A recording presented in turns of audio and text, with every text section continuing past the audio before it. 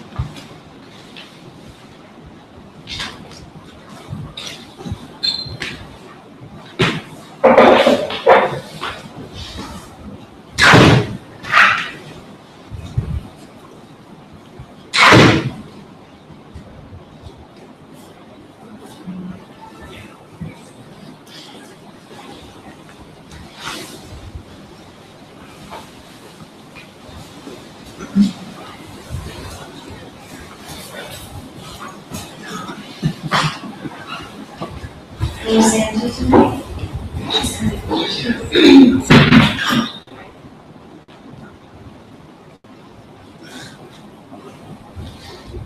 I'm checking my Instagram.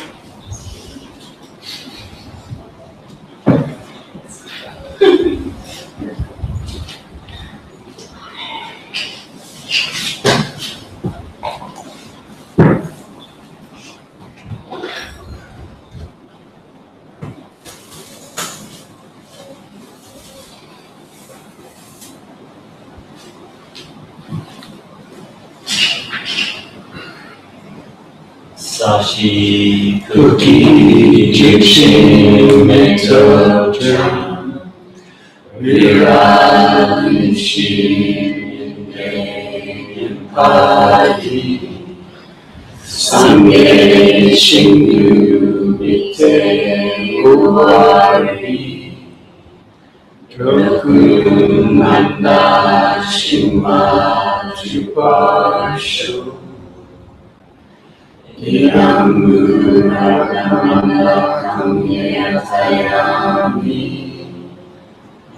Sange Junam Sukhi Choknamla Janchu Vardu Dakni Kyatsuchi Dani Chenyen Gipe Sonam Ki Rola Benchir Sange Jupasho Sange Chudam Soki Chutnamla Jamchu Bardu Dakni Kyatsuchi Daki Chinyen Gipe Sonam Ki Rola Benchir Sange Sange Chunam Soki Choknamla Jamchu Bardu Dakni Kyatsuchi Daki Chinyen Gipe Sonam Ki Rola Benchir Sange Jupasho.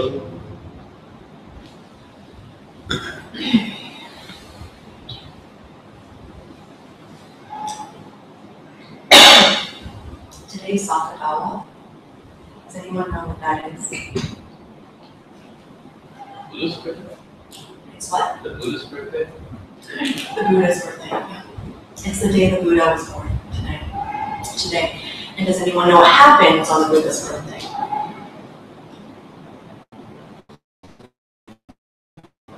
They say happy birthday. They blows candles, infinite numbers. He turns a year older. We used in your email that any karma gets multiplied by 100 million, I think you said, so it's a good day to do good things. It's a good day to do good things. It's not a good day to do bad things. Today's not the day you want to be doing that. So I thought what we would do for our meditation is spend somewhere between 10 and 12 minutes giving you guys time and space to really think about your day and really go into the minutiae of the subtleties of things that you've done today that maybe you didn't even recognize or consider as, or it can even be this weekend. I don't even offer it up to even this weekend. And give you time and space to really dedicate your considerations, your thoughtfulness, any intentions that you've had, thoughts that you've had, your efforts of why you're here in class, motivations you've had during the day, and really start from the beginning of your day today. Does that make sense? Does everyone know how to dedicate and what that looks like? And we can actually talk about it for a little bit, because dedication seems like a very squishy thing for a lot of people, or at least it's been for me for a long time. It was always like, is there a way in which I should dedicate? Or is there a phrase that I should do? Like, it was always like, what's the protocol? And so sometimes I know it can get a bit fuzzy, like, how do I dedicate? Do I dedicate it like a book, like dedicated to my mom, my dad, my sister? Like, does it look like that? Does everyone feel comfortable with dedications in their process, or have any recommendations of how they do it?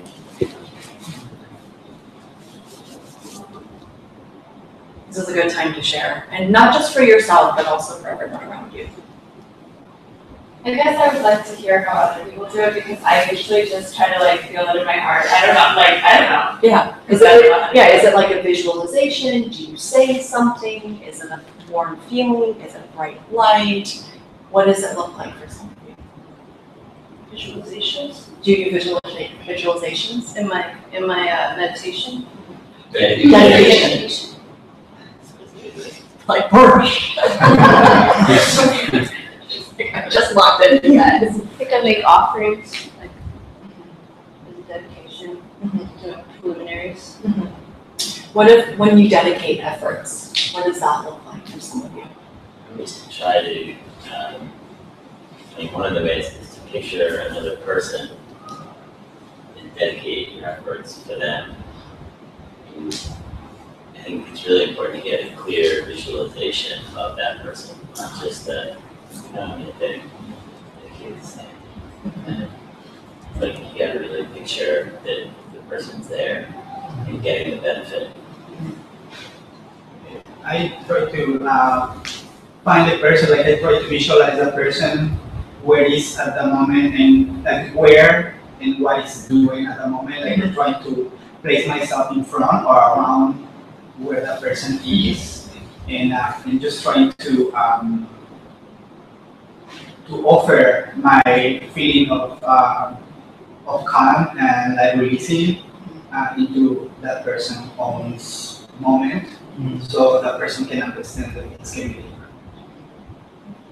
So like if someone, for instance, you are walking into the Three Jewels or somewhere, anywhere, your office, coffee shop, a bodega today, and you decide to open the door and let someone move in go first before you. So in that moment, you had a gesture of generosity, right, and patience, and thoughtfulness. So in that moment, what would a dedication look like for some of you? I'm getting very literal now because I think it's important, and I think that, and I say this because in this practice we talk so much about dedication all the time, right? Dedicate, like your intentions, dedicate, and it's like, I don't know how to do that. Like, how do you do that? What does that look like? How do you spend the time? Yes. I like to dedicate to all beings. Yeah, that effort.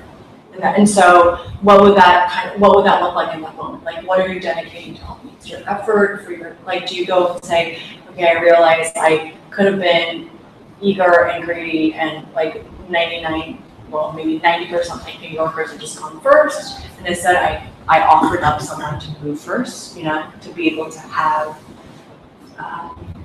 to be able to go first. I made someone else kind of more of a priority than myself in that moment.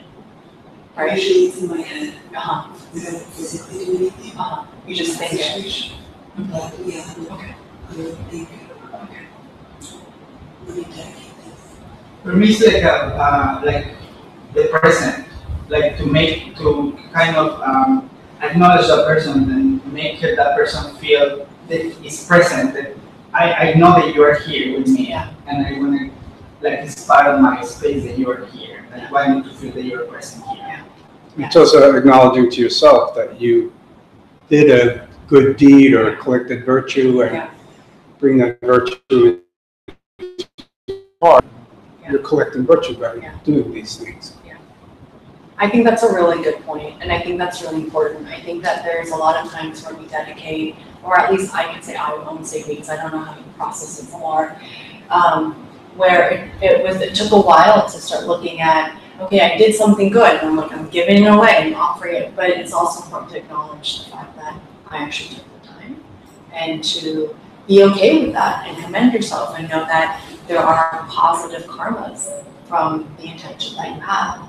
So to be able to hold that in your heart, rather than being like, yep, checklist, did a good job, and hope that they're having a great time, and like, I gave that guy $1 on the street, and instead of just making it a laundry list of things, to really acknowledge the effort that you went through when you didn't have to, the consideration that you made.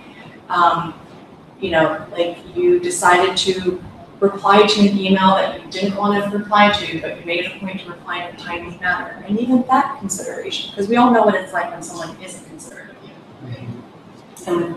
And so I think thinking about your own, how do you also give yourself kudos, really? How do you also give yourself recognition that you did take the time and the space and really thought about doing something helpful to help another being, and so I think really thinking about that as well and acknowledging that, holding it in your heart, dedicating it to other people in the world, other people very specific, or even to yourself, right? You can dedicate for yourself, right?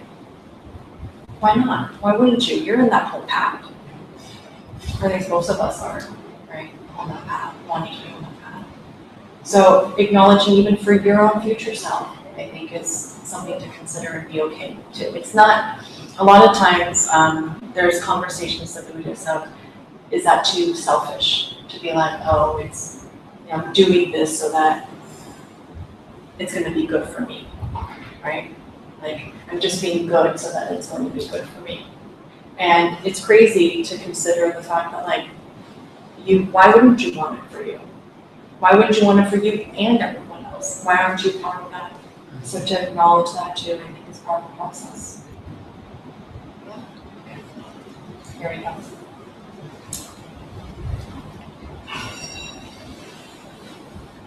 I'm going to also have everybody turn around and lay down as well. Is that okay? I want you to be feeling in your bodies.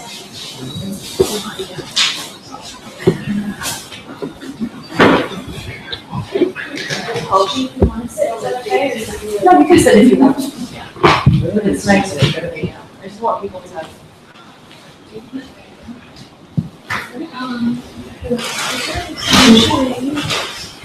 Is it over here?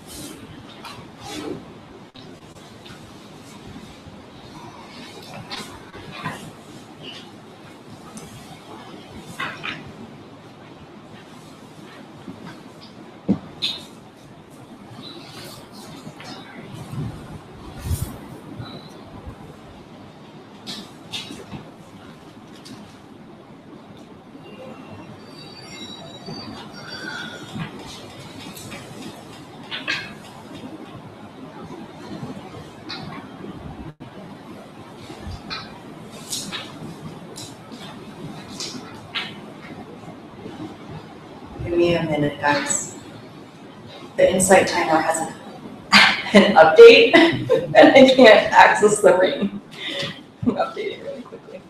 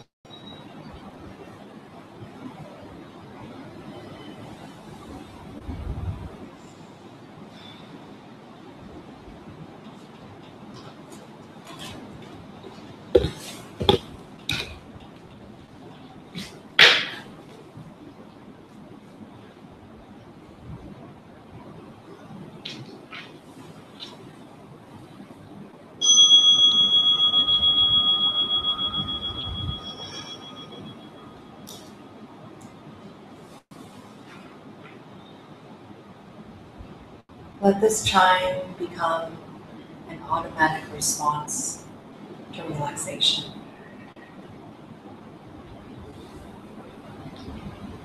Begin to really loosen up. Relax and let go. Let your body really sink into the floor.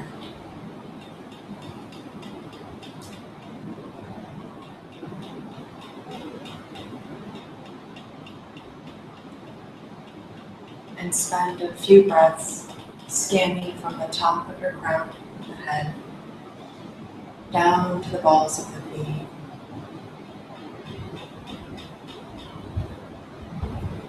Looking for any little nugget or area or patches of tension.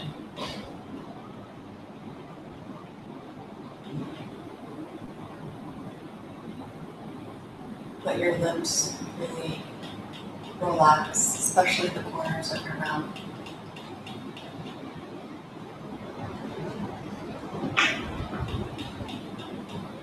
Feel any vibrations or tingling sensations that might be moving in different parts of your body.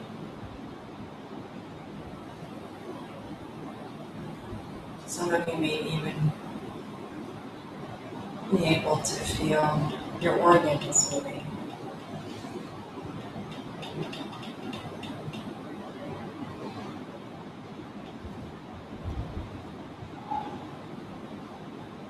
Really begin to let your awareness descend down and through your body.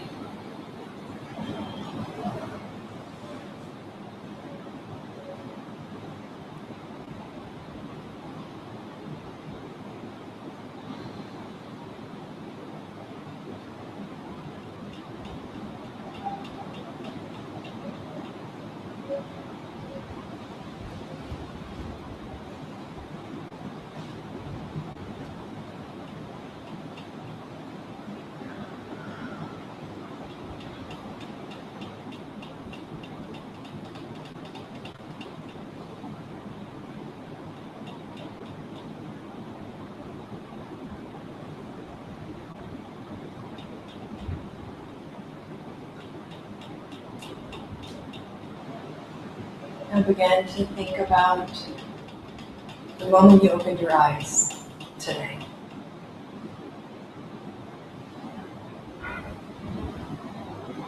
And start going through each moment you possibly can remember of how you went about your day. And try to identify moments where you can dedicate the goodness that you exhibited, not just physically, but also in the space of your mind.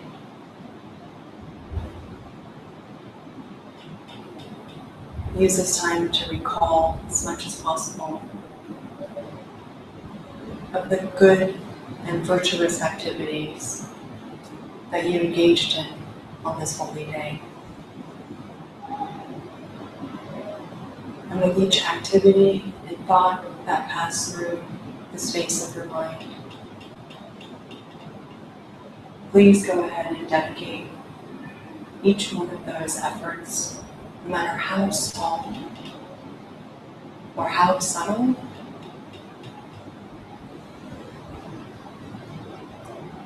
Imagine it amplifying.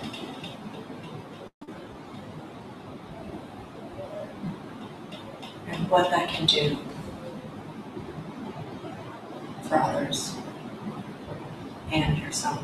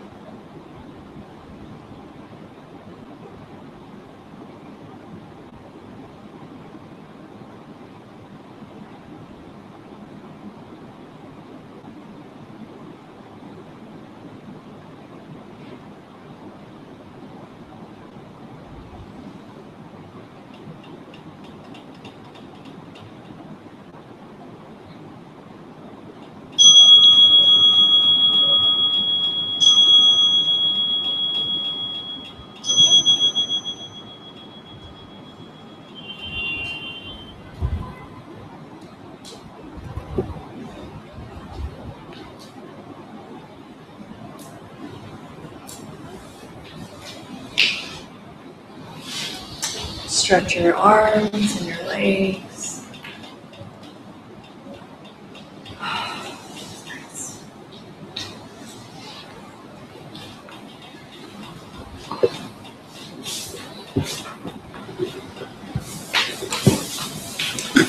I would highly recommend for those of you who aren't doing this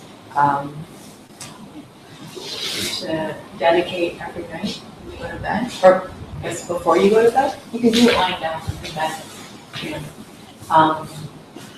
I will say though that I found myself falling asleep during dedication. So another method is also just writing it down. It's helpful because it really it makes it more crisp, I guess, because sometimes it can get a little like, I don't know. For me, it's like there's storylines that happen. I'm like, oh, I did that one thing for so-and-so. And then I'm like, oh no, and then it starts to become this other thing. So sometimes it helps you just write it. But if you can stay awake and do it, it's a nice practice to have. To be able to just lie down before you, right before you pass out to dedicate. It's a good practice. How was that? Okay. You get to do like 10-minute dedication. All right, so here we are, everyone. Final / review. Sarah isn't here, and she has your stuff. Yes, she emailed me. She's like, oh my god, I'm so sorry. That's okay. You guys finished though, right? No. You did it. You're almost done. Yeah, we're almost. Okay, well, lucky for you, I brought a copy. How far did everybody get with their finals last time? Question 15. 15? Did you mean last time? Yeah. In total. Did you guys Oh, we finish? finished. You guys finished? And then last week we went to question, was it 14? Oh, it was 15, right? Yeah, the physical matter. Yeah. Yeah. And how far did you guys get with your quizzes, with your finals? I don't remember exactly What we number? split it, remember? Oh, you We did. did like one top number. And did you guys finish completely or not? Oh, but you don't remember? We had a couple of pages left. Oh, she didn't tell me which one. I thought you guys had finished. Can you text her? Sure. And ask? She hasn't, I don't know. No, I'm calling her. Because I want you guys to finish, or at least fill in while we're. You know, the other thing is, but you did 1 through 14 last time, right? Yeah. Okay. So then worst case scenario, you can just fill in as you move it to 15. So 15, that's where we left off the class. Okay, so I'm gonna back up though one step and we're gonna go to question 14. The question was, just because it makes more sense in context. Explain the meaning of, okay, so this whole course, for those of you that are joining us on the last sprint here, we've been talking about, what have we been talking about? SEMA. SEMA. Yeah. Which is? Valid perception. Valid perceptions. So we've been talking a lot about valid perceptions and what valid perceptions mean. And what is a SEMA or a pramana? Let's see, that's the Sanskrit. What's a SEMA? It's a valid perception perceived by a mind that's unerring. Yeah. And it's fresh. It's a fresh, unerring state of mind, perception that you had. And it's where, when you say unerring, it means your mind is unafflicted, right? So we've been using these foundations of SEMA. I'm actually gonna just move through it really quickly, so you can do it as another, never hurts. We talked about SEMA this whole course, we talked about SEMA and valid perceptions and what it means. And we have SEMAs all the time, right? You have valid perceptions all the time. You see things that are fresh, and I mean, hopefully your mind isn't unerring. It's not. I mean, I hope it is unerring some of the time, but we have valid perceptions all the time. So it's not a big deal. It's just basically saying in the Tibetan Buddhist tradition, saying, okay, we have these valid perceptions that, and we talked about what SEMA means. We have the definition of SEMA, which is what Santi brought up, and that's the Tibetan for it, and it's that which is perceived by an unaffected state of mind, or unaffected perception, is what it says here. And we talked about a quote that the Buddha made that was, I or someone like myself can judge a person, but no normal person should judge another, for he or she will fall. And that was basically saying what? Does anyone remember? In relation to SEMA. Only someone like the Buddha really see everything and see somebody's intention, for example, behind an action, and then therefore can judge them. Right. Although And so if sort you of don't- probably wouldn't, Right. but us that we are limited. Yeah, and most of us make assumptions and deductions, right? Actually, I wouldn't even say deductions. Sometimes, but a lot of times they're assumptions. Both. Yeah, both. That we're not having valid perceptions of, right? We assume something or we deduce something, but they're not necessarily valid perceptions, right? So for instance, if I showed you my pen, right, this is one of the exercises we had. If I showed you my pen and then you hear that sound, what just happened?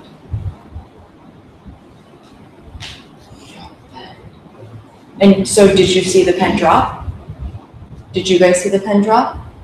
So this side of the room had a valid perception and you make a deduction, right? And so it's starting to really get into the subtleties of how we start to have perceptions in our life and what that means. And what the Buddha here is saying is if you don't and are not able to have valid perceptions, that also is about intention, right? Because the Buddha has the ability to be omniscient, which means he can, what does omniscience give you? You know what to take up, what to give up. Yes, this is true, yeah. So, yeah, it is, it's true. If you're omniscient, it means that you know what to take up, what to give up. But it gives you the ability to see past, present, future at one time of all beings at a time, right? So what he's saying here is if you don't have the ability to read someone's mind, have a valid perception of it, you have no business making judgments about who they are. Yeah. Sounds easier than that, right? Okay, so we talked about that last week. This was the event for it. And we talked about two valid perceptions that happen. Do you guys remember this? So there's two kinds of valid perceptions that we're talking about in this logic class. It was Nusum Sema. Does anyone remember what that was? Good. Which is a direct perception, which is what? Senses, things you see, right? Yeah. The obvious things that The are. obvious things that you see based on using your senses. That's right. Your sense of consciousness is what we see. Yep. And the other one then was what? Based on your logic that you understand. Indirect. Deductive reasoning. Yeah, so based on logic, right? So it's based on a deductive valid perception. So this was a really good example. This side of the room had a direct valid perception, and this side of the room had a deductive perception, valid perception. So that's all they're saying. Then we talked about Master Dignana's famous opening quote. Do you guys remember this?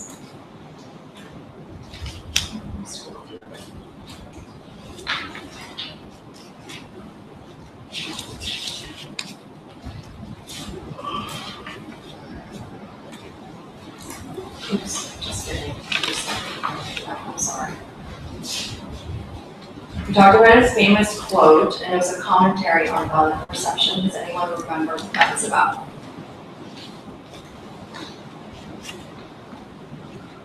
It was in your final last week.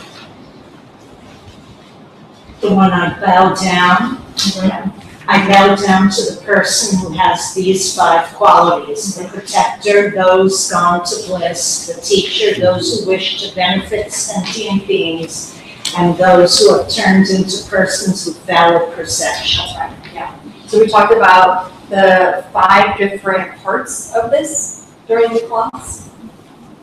And what was this quote about? Who can summarize really what it was about?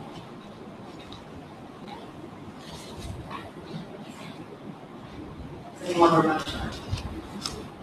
I bow down to the person who has these 5 qualities: the protector, those gone to bliss, the teacher, those who wish to benefit sentient beings, and those who have turned into persons with valid perception. 5 major elements of the statement we talked about. Since it's in where we use forward order. Yeah, we use it for logic. Yeah, so we were using logic to sort of dissect the 5 components of that and talk about how each builds on the previous part to connect the idea of great compassion, which is the second type of compassion, and then the protector. Perfect. And then we move through Sardu Milawa Ripa. Does anyone remember that? What that was? It's a definition. Discussion on the United States. Yeah. This is a definition of phenomena. Right, that's Andrew just brought up. Okay. And then we talked about 5, which are not considered accurate perceptions. So 5 valid. Yeah, so these are 5 different types of non-valid perceptions. And so we talked about Bokshe, which is Way off the mark. Way off the mark. yeah, way off the mark. Which means what? So it's a valid perception, right? So what does that mean? You see something totally off the mark. It's not even true. It's not even possible. You know, there's a big elephant in the room. It's not a valid perception. No, it's totally off the mark. Right. Then we talked about Daisum, which is what? Doubt. When there's doubt, which is interesting. I mean, we talked about this quite a bit during class. Did we go over this last week? Yeah. We didn't. Oh, I'm sorry, I'm like cruising through. I was like, wait a minute, I don't have memory of this. So this is class, this was question number. I don't think that's a question. Oh, it's not. It's on my own here. Well, you know what? Let's go through it because it's good. Important to have. So, what happens when there's doubt? So you're saying that there's 5 different ways that you don't have valid perception. One is when it's totally way off. It's not even true. Second one is when you have doubt. Why does doubt create a situation where your perception isn't valid? So we do ping pong, we went back and forth, 2 different perception, possible perceptions. Should I, or, yeah, I mean, should I is like the one that comes up for me, you know? All the time I hear it, right? Should I do the job? Should I not do the job? You know, you see people tormented with that too, quite a bit, right? Especially when I think about like relationships, all the time. It's like, or jobs. It's like relationships and jobs, you know? So what they're saying is that when your mind is afflicted with doubt constantly, you can't have a valid perception. I have a question. Yeah, sure. I'll try to answer. So I'm not thinking about shouldn't I? I'm thinking about, this thing I'm looking at, is it this or that? Right? That's this first. Yeah, I mean, it's all of it though. It's both. Yeah, it's good. Sure. But when you're looking at something where it's And if it's this or it's that, then I know I have doubt because my mind is split about this object. Yeah.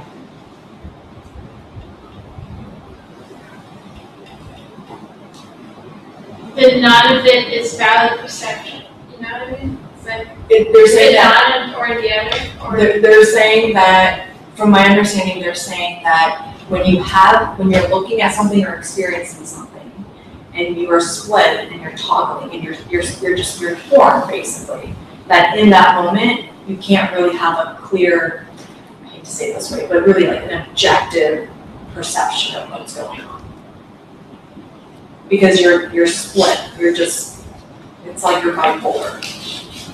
I mean, that's a really not good word to be using in this situation. That's like a whole different thing. And that's gonna be like, what happens if you're bipolar? But that's what that would mean. Does that make sense? It doesn't work with you. yeah.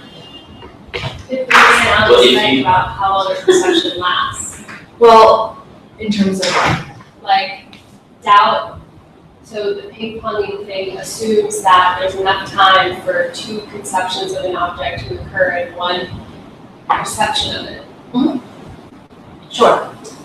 Yeah. So one perception has time for 2 ideas to occur in the same You moment. can't have 2 in the same moment though, right? Right, You can't have hot and cold in the same moment.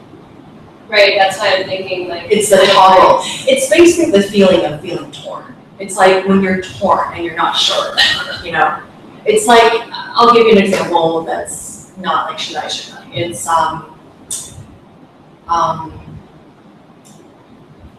let's use the example I gave last week. Gave me, and this is, we're taking it from the whole figurative literal component, but who told me at one point when I was really probably overly focused with my practice, and I'm like, what do I do? What do I need to do next? I've been doing my book every day, I've been meditating 3 times a day, you know, and my teacher looks at me and says, you should go home and roll yourself a nice joint and smoke some pot. And so I'm sitting there being like, shouldn't I? I mean, I don't know, am I supposed to? Is he real? Is he not? Is he joking? Like, I don't even, you know. And in that moment, there are too many things going on that I wouldn't be able to. I mean, I have a valid perception of my teacher talking to me. But having it being torn, I could not have a really clear perception of what the teaching was. Like the teaching in itself, I couldn't have a clear, valid perception of what was the message. So the hard part to grasp with the doubt one, you're looking at this perception of should I do this or shouldn't I do this? They're both valid perceptions. They're both valid perceptions. And this is that second one, the deductive valid perception that's askew because you can't make up your mind. Yeah. So there's no deductive valid perception. There's nothing that happens from it. You're just you're stuck. Until you decide it's not a valid perception. It's not the argument. The deductive side of it Yeah. isn't valid. Should I leave my partner? Should I not leave my partner? Well, these are the great qualities. These are not. I mean, those are the two sides of art valid, but you can't actually have in that moment a clear valid perception if you are split according to the scripture. I think this is a good one to sit on. Yes. The question that brings up then for me is, doesn't that mean every moment of mind, which is experiencing conventional reality with just an intellectual understanding of emptiness, isn't it clouded by doubt then? Like, or is that different because you're so whatever you're forced to perceive, you're perceiving? Yeah. So this goes back to the question I think Noah had made way back when we were first doing this, where it's like, how do you even know at any point? It was something like that. It was like, how do you even, like, what does unafflicted mean? I think that was it, right?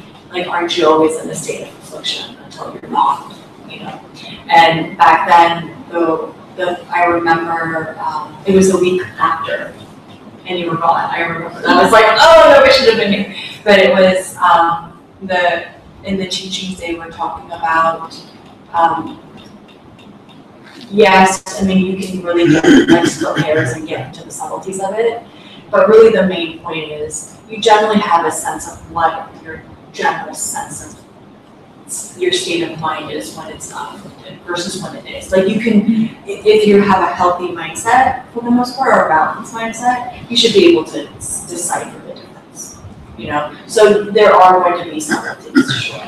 But I would also probably argue that if you're able to see those subtleties, your practice is also that subtle as well. You know, it's all relative. You're not going to be someone who is, you know, that subtle and can notice the subtleties and then have a practice that doesn't support that. You know? So whatever experiences is spiritual during your spiritual practice and your realizations are probably in conjunction to that.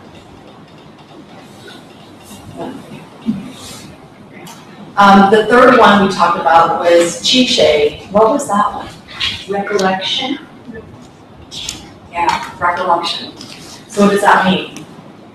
Means when you're not looking at something, you don't remember it exactly. Yeah, your memory is not a valid perception.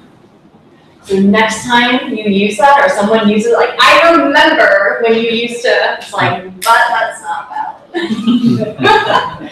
It's an idea, but it's not valid. It's not a valid perception. Which really, that's a good one, I think. That's a great one. Number 4. What did we say that one was? Ichu. Speculations. Yeah, assumptions. Speculations and assumptions are not valid perceptions. And number 5, what did we say that one was? Dhamma, Ying, You're distracted. That's not right. I'm sorry. It's right, you're distracted. Mhm.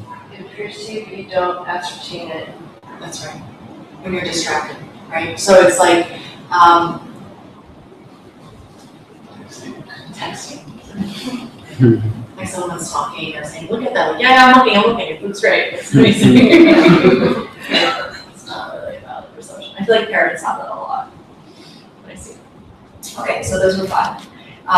And what we talked about during this course too was the Buddha only speaks valid perceptions.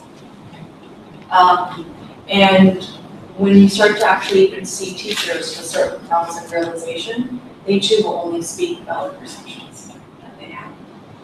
And so I recall during this class, I had a question where I said, well, imagine what your conversations would be like and what you would say if they were only based on valid perceptions. Like, really imagine.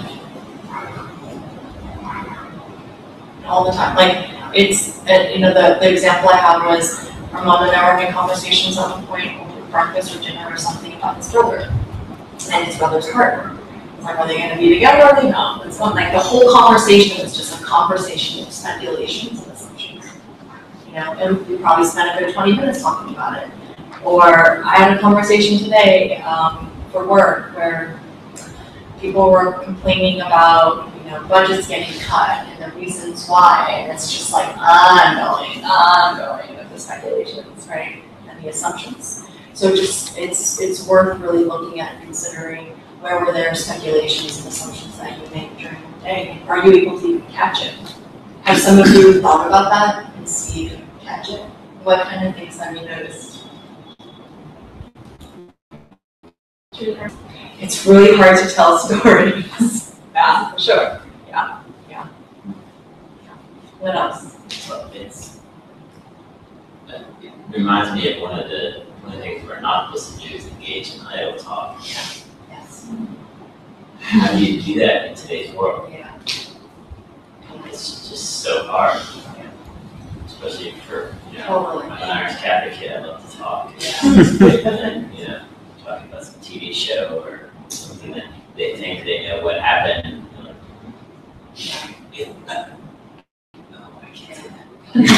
Right. I mean, if you really think about it, so much of our culture is based on idle talk, right? I mean, that's what most of us do at work and most of us during the day. It's just idle talk constantly. And so that's a really nice way to put it in terms of balance, for sure. And so for those of you who keep balance, that's the big one. Idle talk is difficult. And so when you start to watch it, if you are practicing, and that's why when you're in retreat, to not talk, it's interesting to see how much of that is still in your mind and how much that happens, that you don't even realize the subtleties of it, but we engage in idle talk a lot of the times. And it's really, if you really look at it, it's inefficient and it doesn't really do anything except fill space. So that's a good one to think about. Okay, so where are we? Question 15? Is that right?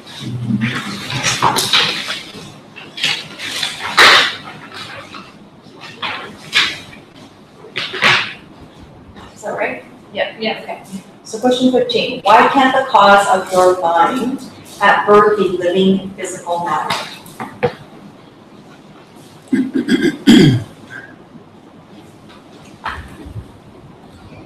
It's not the same as physical and mental are two different things. Yeah. Life has to produce something similar.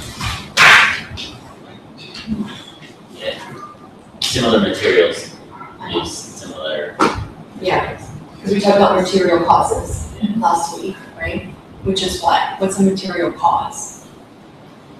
The acorn of the oak tree, right? Like, where does that actually come from, right? So why can't the cause of your mind at birth be living physical matter? Because it's not from the same. It's not the same thing. It's not the same quality, right? That we talked about.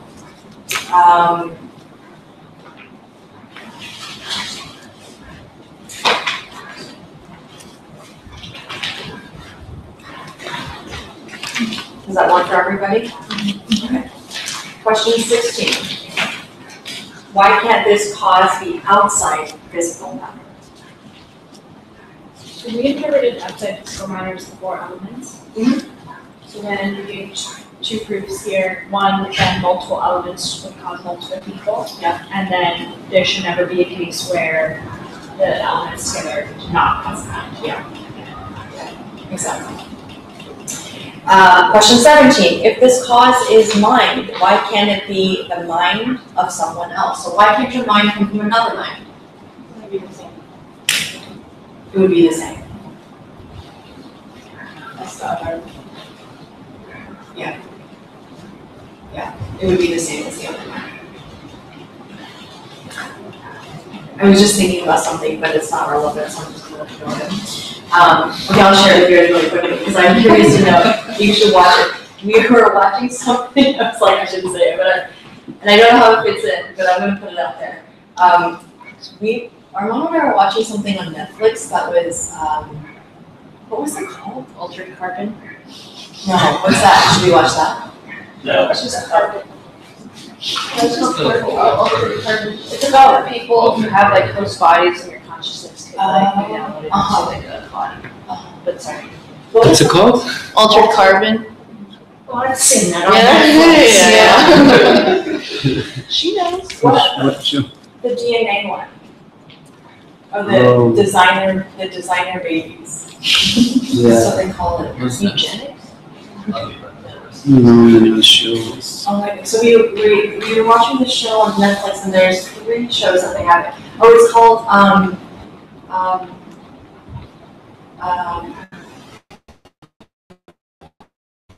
something like I don't remember. Anyway, but it was all about taking basically genetically modifying DNA, so that you can start to look at when you have a child, right? When you actually have implantation, at this point, when they do artificial insemination, you can look and know what the gender of the baby is like right away. So like if you're doing IVF, Oh, it's called Explained. I'll explain. Explained. Yeah, so it's interesting to watch.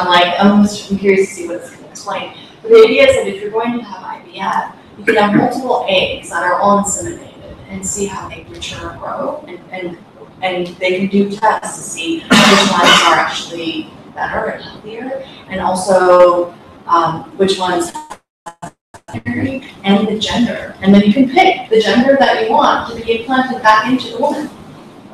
And they can also start to decide, like They can decide on diseases, like eliminating diseases. They can also decide on eye color. Mhm. They can decide on earwax. Earwax. Type, it works. Type of earwax. Like wet, dry, or sticky. Yes, there are types of earwax. Yeah, for sure. Like choice. Yeah, you can have dry earwax or sticky earwax. And that's determined by genetics. It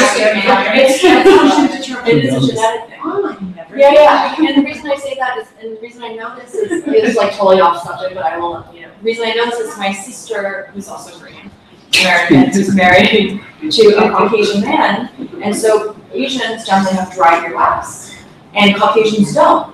And so they have 2 children, and one has really dry earwax, and the other one has like super, it's like soaking wet. And it's interesting because the couple will have, it's the 2 of them, But it was interesting to see the, looking at like outside matter and the elements, and also like the sense powers of how we think about it, of how even in science how that's being done.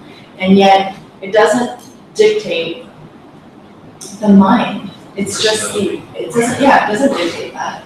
Mhm. You don't know that. You can modify it as much as you want, but you can't decide what kind of mind it's and how it's coming from.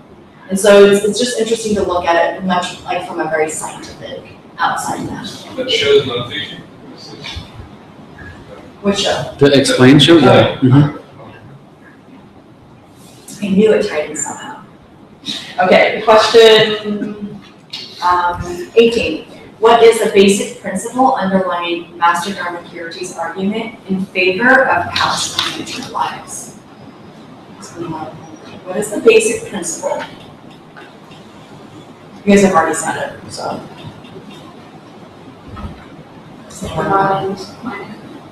Can't come from another mind. Can only come from itself. Well, there's actually even more of a basic principle before that, which is about material causes. Like produces like? Basically, yeah, that's right. But the result of a material cause must resemble that cause and come from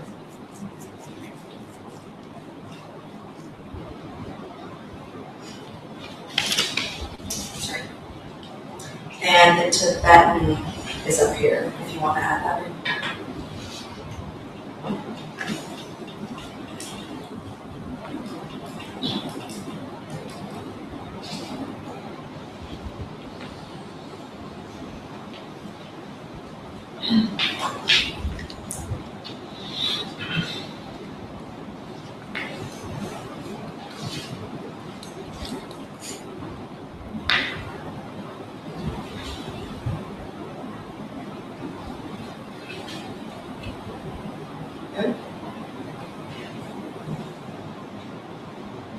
Interior writing.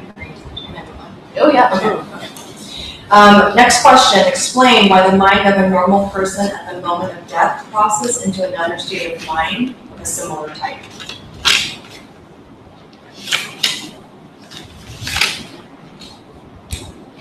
That was not the answer.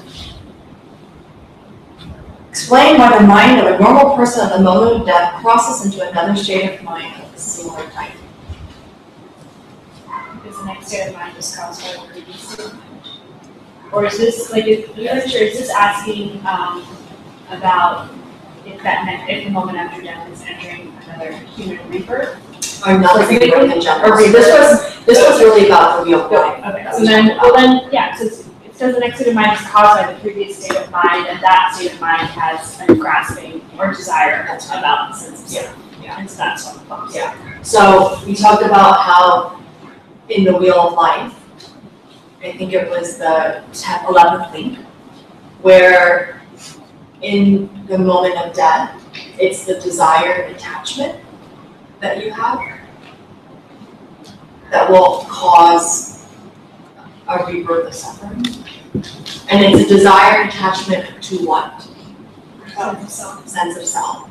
So what the was, it's not just seeing and having the direct perception of emptiness that removes the suffering from oneself. It's also having the understanding the emptiness of oneself, right? And that's the big part of it. And that's I'll just leave it at that. And so we talked about this proof that had 3 parts that really spoke to that.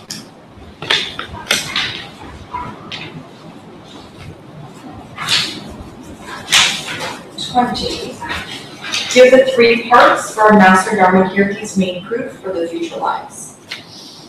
That's this one up here. So the first one was consider the mind of a normal person at the moment of death. The second one was that mind will cross the line to a future mind. And the third one was because it possesses desire at the time of death. That works, everyone? We just keep it. Yeah. We thought this was the mind, the tissue, 4 elements. But that's the 3 parts of the proofs. Yeah.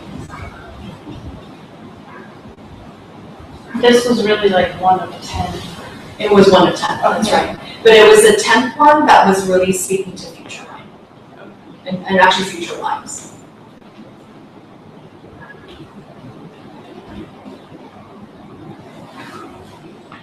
And the reason it speaks to, well, it talks about future mind, but it really speaks to the time of death in terms of when you have your time of death, if there's desire in place, right?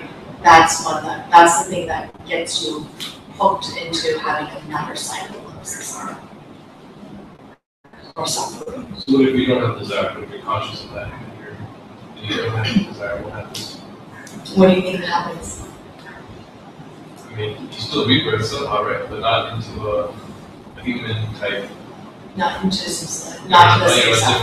different type of being. Yeah.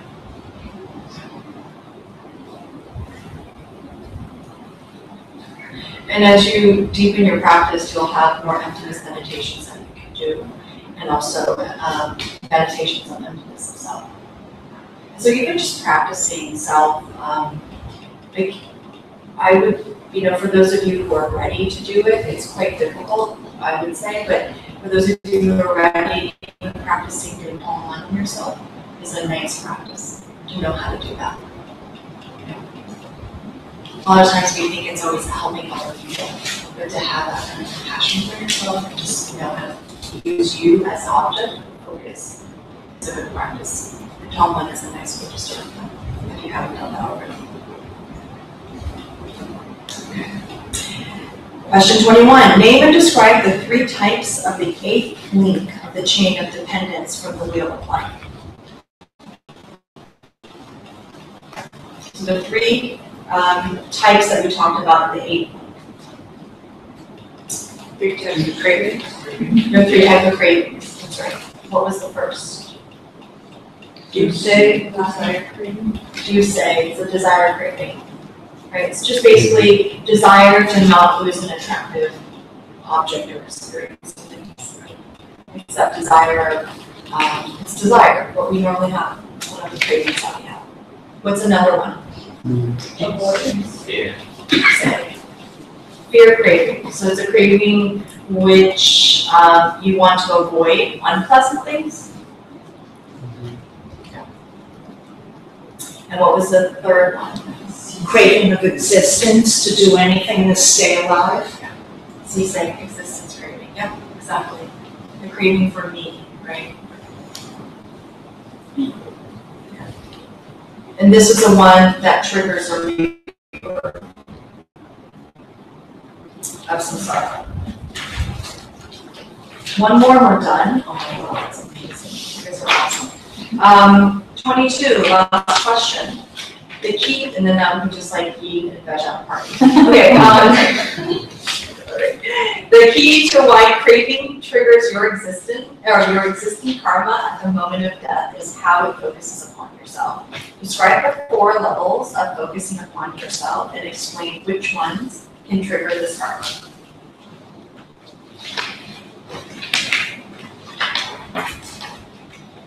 The first one is an unanalyzed, unchecked conventional self of me, and that would not trigger it. So we're talking about 4 ways of perceiving self, right? Mm-hmm. And so the first one is unanalyzed, unchecked, and unconventional, which is basically what? Just it's like a fresh perception of me. It is. It's about a perception of you. Totally. Exactly. And that actually does not trigger the karma. It's not the same thing. It's just a very objective, valid perception of just being of me, who I am, what I am, how I see me. What's the second?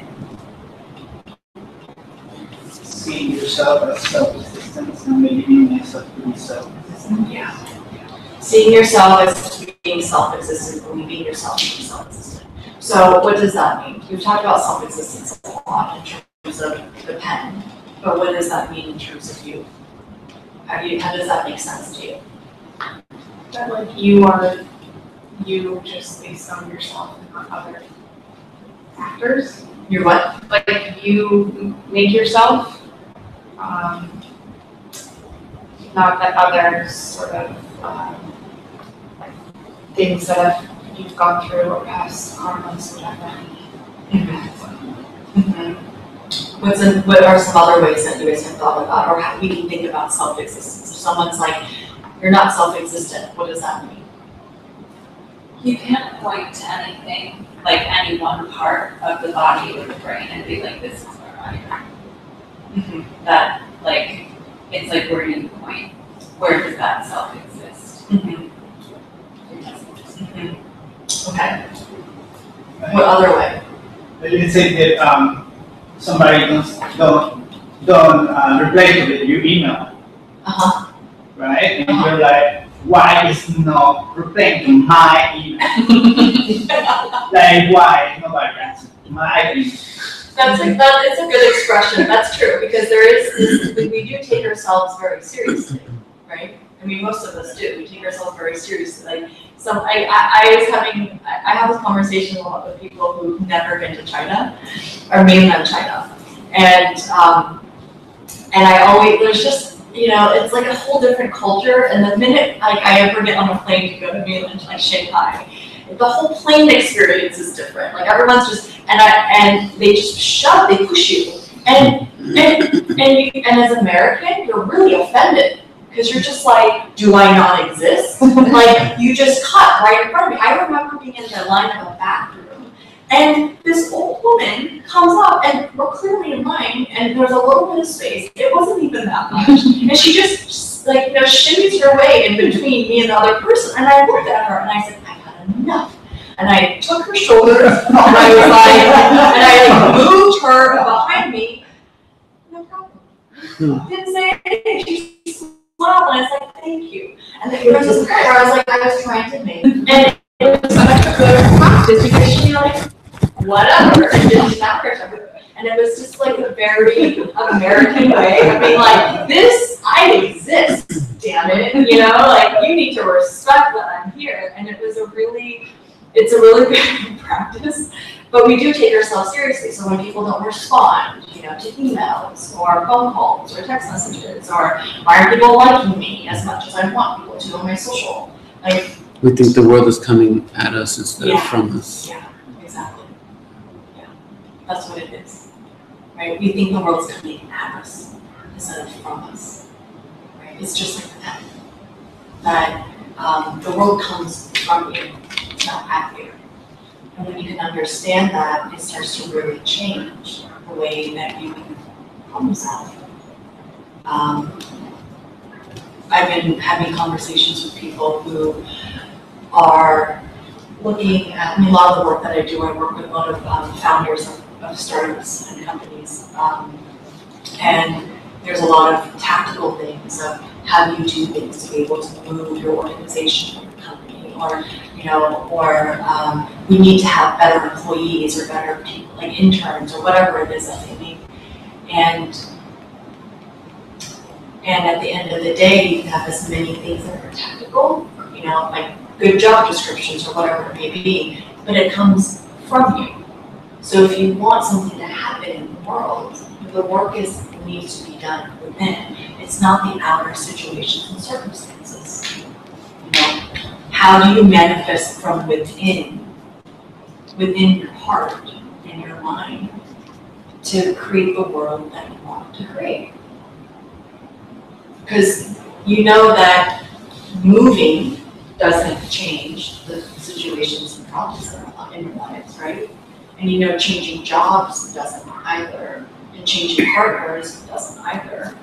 And you could say it's my family, and I know tons of people who don't have any more family, and that doesn't seem to be the problem, right?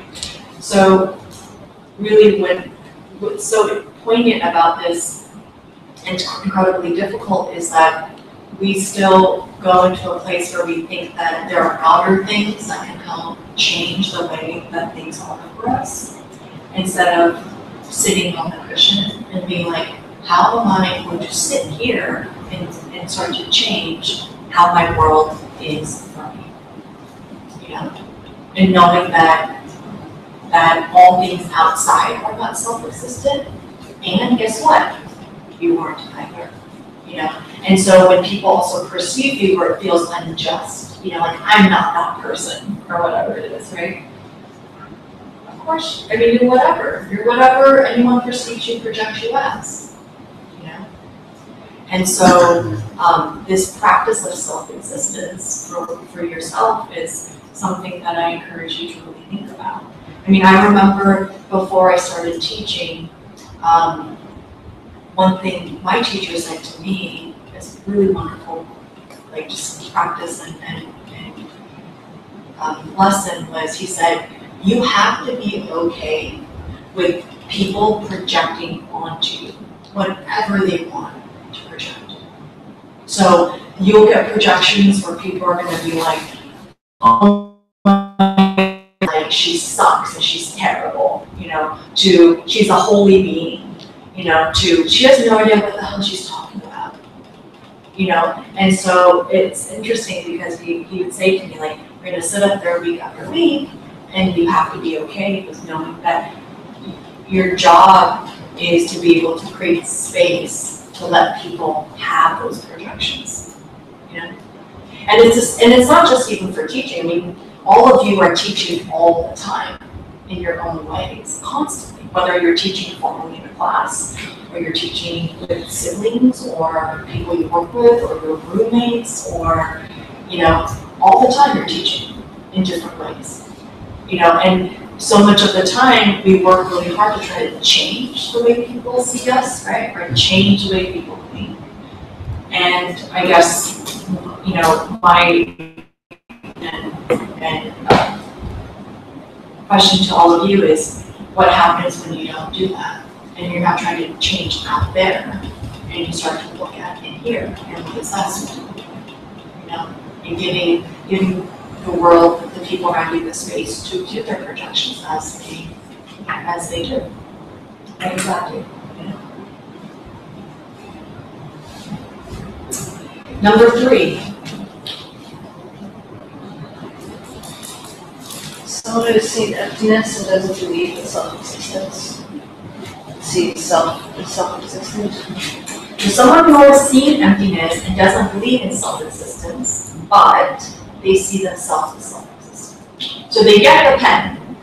You totally get that. They get that this is all empty. They get that maybe even you're empty. And they understand that the world comes from them, not at them. So they understand conceptually of what emptiness means.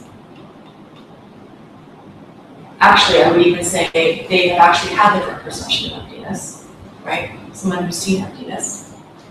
But they don't see the emptiness of themselves as of yet. And number 4. Can I ask a question? Yes. Because I've never heard them separated before. So is the direct perception of emptiness itself a separate realization, or is it just that they still have, like an Arya would still have the karmas to see themselves, like they could see the world as self-existent, but they just couldn't believe in it? So are you saying it's a separate realization, or is it just a result of the karmas of having been projected? It's a different realization from the way it's being presented. So you can have a direct perception of emptiness and see things as empty, but it doesn't necessarily mean that you see yourself as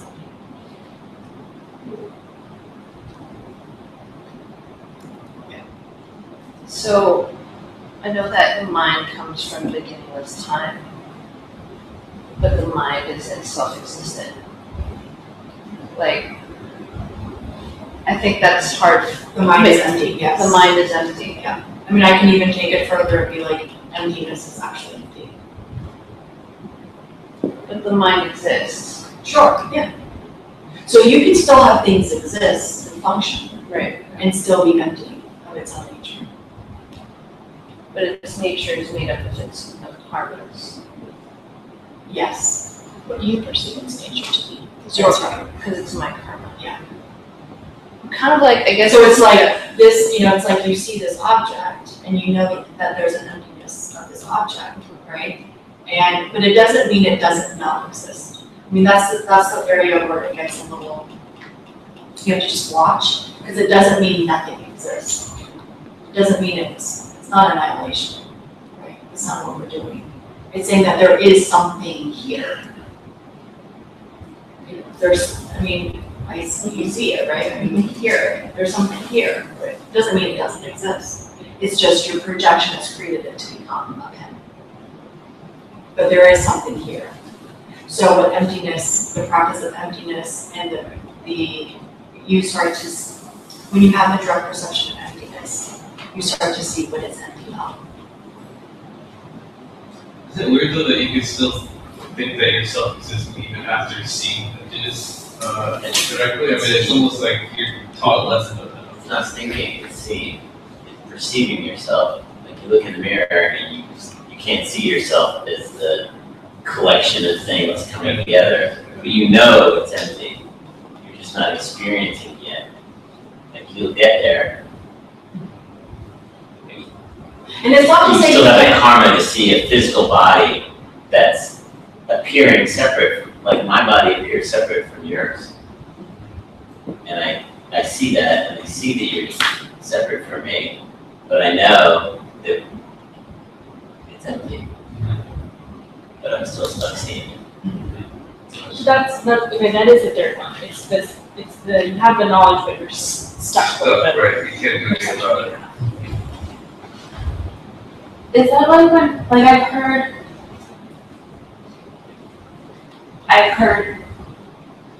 in other Dharma talks, teachers will talk about people who have had awakening experiences, but they are not, like they do not remain in that state. Yeah. That's what this is. Yeah. Where you have the experience, but you don't remain in that You don't state. remain in that state. You do come out of it. But you understand where everything comes from. Almost, apparently. Unless you're working on seeing that emptiness of yourself too. Yeah. And you can have multiple direct perceptions of emptiness. You don't have it just once. You don't have to have it just once in your life. But it doesn't mean that just because you've had it, you'll have it again out there. But what they're saying here is that the key is understanding the emptiness of yourself. I mean, that's really the main kind of takeaway from all of this. To be able to avoid from a suffering river. It's not just seeing the emptiness in all of it, but also yourself. Is this what they call in Theravada? Is this what they call stream entry? Is one of the stream. Well, when you have the direct perception of emptiness, you become a stream enterer. We talked about that in course 2, stream entry, and then a chart. But there's and there's different phases of it. Like once you get into becoming stream enterer, there's different phases that they go into. So, is yourself a collection of karmas?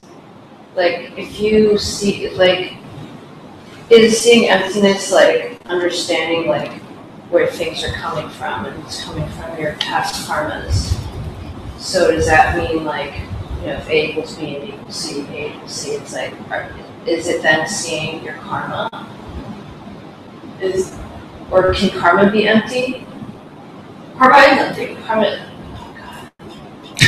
I don't know. But yes, yeah, sure, yeah, I mean, if you think of it that way, sure, yeah, that makes sense.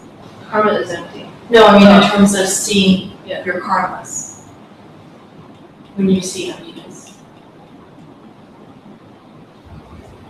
Specifically, like you're talking about your mind, like what you were saying before. I'm just trying to like figure out in my head, like how can I see myself as not like self-existent? But I think the hard thing for me to detach from is like, if my mind comes from a previous mind and that mind is like having an experience based on karma that's come with it, but it's empty. Yeah. But I see emptiness that's made up of my karmas. Yes. What is self? You know, like, is self a collection of karmas? Isn't the direct perception of emptiness outside of like a karma reckoning? Like, Oh, in the moment? yeah, like when you see emptiness, you're not witnessing a karma. It's separate. Yeah, I don't know, I've never heard of it as witnessing a karma, but you are experiencing a karma right now. I thought that because Because I don't think you're void, like in that moment, your mind, if your mind's moving, there's karma implanted. But you're not like in a vacuum where nothing's happening. Like having the direct perception of emptiness in itself is a karma that's right for you to be able to experience. So then when a Buddha is in the constant perception of emptiness, then The Buddha has karma. it's just virtue. Yeah, the Buddha collects karma. Karma is applicable to all beings. thought that every had something different. With karma? Not that I've heard of, but the Buddha does collect karma. They just don't collect negative karma.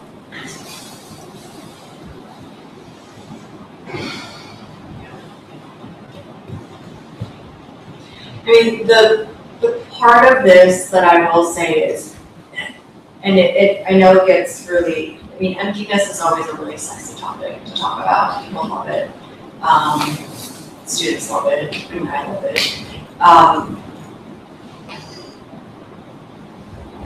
The intellectual side of it is also very, I know that it can get very stimulating. The real point of this, though, is not to just intellectualize. I mean, so much of the Buddhist practice is a heart practice.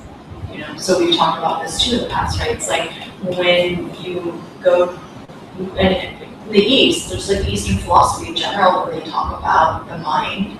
They point to their heart. That's where the mind is, right? And so all these practices, it's not just an intellectual understanding. I mean, the Galupas, I know we're in a logic class, so we're in that space right now, but it is a hard practice at the end of the day. So you can think through it, but also you have to collect the karmas to be able to have that experience. It's virtue to be able to have your perception of emptiness. You know, it's not hard work, let's just put it that way. Okay? It's not like putting in your 10,000 hours. It's not to say that 10,000 hours of meditation hasn't come, but there are plenty of retreatants that have come out of your retreat who have spent meditating nearly 10,000 hours, I think, that they calculated at the end of it, who didn't have the direct perception of emptiness. They might have samadhi, but not the direct perception of emptiness. So it's not about putting in the hard work. It's also just having the karma to do it. That's why the 6 perfections are so important. And the 6 perfections are built, actually. You achieve the first one, then you move on to the second one, and then the third one, and then you build. So that the last one is what? Correct view. Correct view. And that's correct view. Correct perception of emptiness. Yeah. So that's why those are there. So it didn't start from like, be disciplined in practice. I mean, yes, those were parts of it, but you have ethics and morality at the forefront, and there's reasons for that. Do you think it would be like you see people's projections on you? Like, is that like how you're like, I don't even exist, but I see what you are? Like, I mean, you see that right now. Yeah. Right? Like, yeah. Well, yeah. I mean, you see that right now, even in this current state. Like, how many times have you been in situations that you remember where someone is just totally projecting onto you, and you're just, that is not what your intention was at all. And you have no idea what's happening. yeah. But like, is it? But like, you won't get offended, or like you're just like so. Yeah. I guess it doesn't. Yeah, of course. You don't get it. Why would you? Yeah, exactly. That's different than lack of self, though. That could just be a result of the direct perception of emptiness. Not getting it. I'm just trying to picture what a life is like knowing you don't exist. Like, Well, you do exist. You exist, but you're not self-existent. You know, like, how you doing, Santi? Like,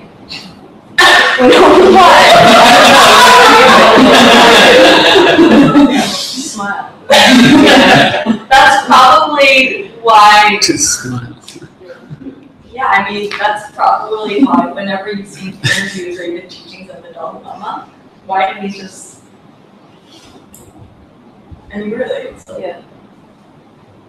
But even these titles for these, high masters, like that's sort of like this self-existence, or like Sure. us Yeah. projecting, Sure. or like how does that work within? I mean, the Buddha, when you look at high teachers, and even the practice, there are certain things that teachers will do, and we talked about this, right? It's like for the sake of the students, for the sake of other people.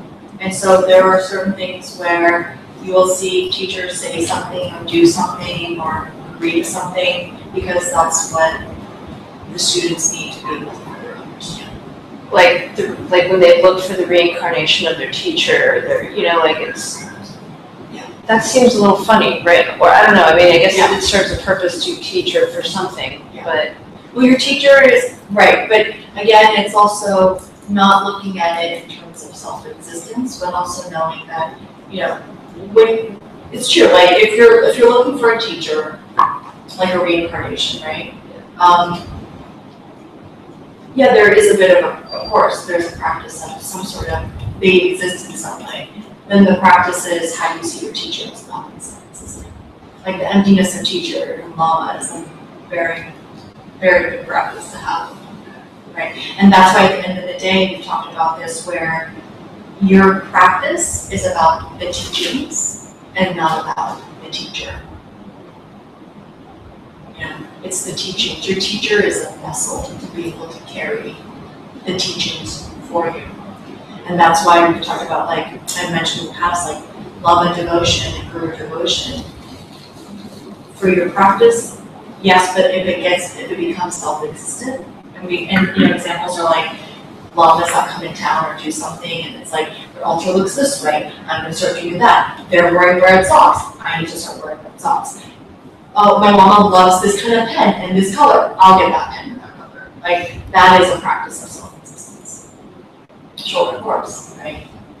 It's not like that. And teachers, I know, will laugh about it because that's not the point at all.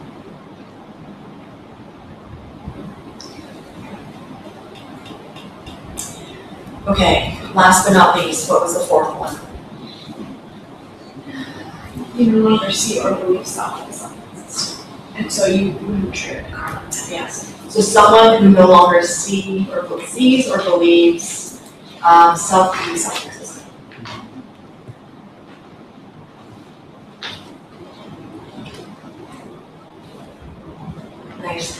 Nice job, everyone. Really good. Nice job hanging in there. This was a hard class. This is like the class that I wanted to skip all the time. So, full transparency. Not teaching, by the way, attending. Actually, teaching was hard too, but this was a really hard class. I hope it was helpful. Yeah, I hope it was helpful. And there's a lot of aspects of it that's very technical. I think that there's kind of broad strokes that we talked about, but I hope that you can see and find ways to have it apply to your practice. Any questions, comments, or concerns as we wrap up?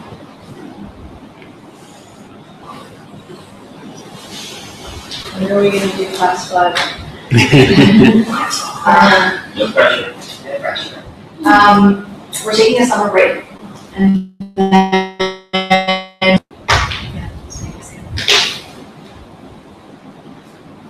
getting a break over the summer.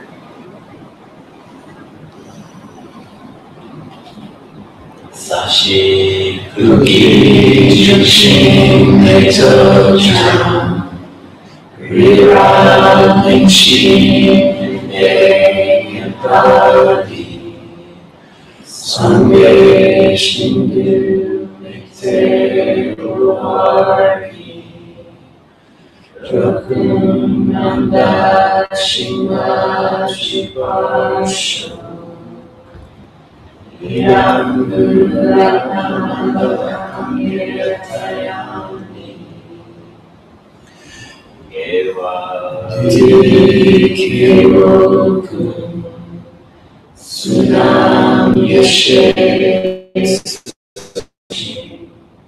Sunam Yashe Lejumwe Dhamma Kunito Parsho. Please take a moment and rejoice. Rejoice your efforts coming to class, staying with it, participating and engaging with your fellow Dharma brothers and sisters on such a lovely evening.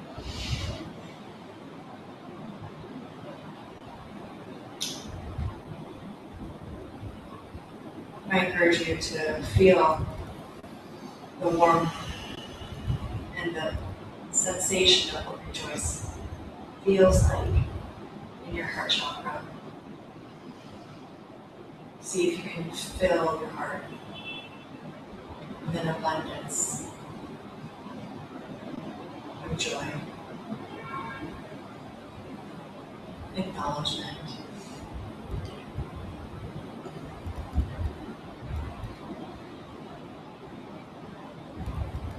fill it as much as you possibly can.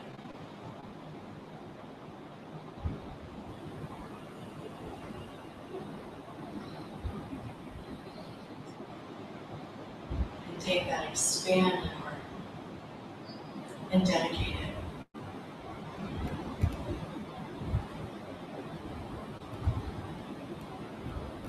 Dedicate it to yourself. Dedicate it to everyone in this room. Dedicate it to everyone in the state. And moving out to everyone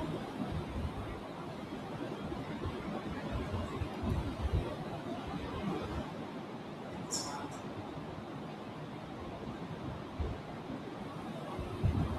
Expanding in all four directions.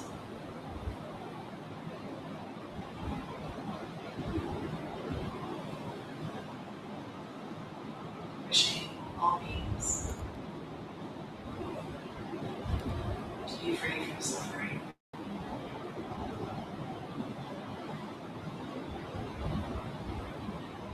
And to find happiness.